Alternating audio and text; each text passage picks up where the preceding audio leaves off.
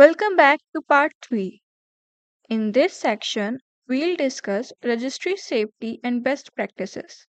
Since incorrect registry changes can affect system stability, understanding safe administration procedures is extremely important. So let's start right now. One of the most important registry practices is creating backup. Registry Editor provides an export option that allows administrators to backup registry information before making changes. Since I am using my host machine, I am only demonstrating the process and will not create any backup files or make any modification.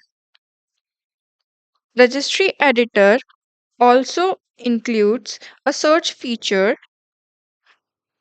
This allows administrators to locate registry keys and values quickly instead of manually navigating through thousands of entries. This is especially useful during troubleshooting and investigation.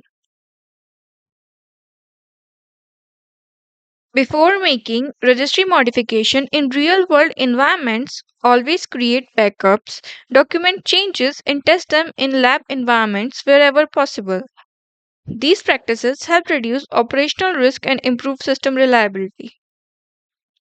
In this section, we learned why registry backups and safe practices are important.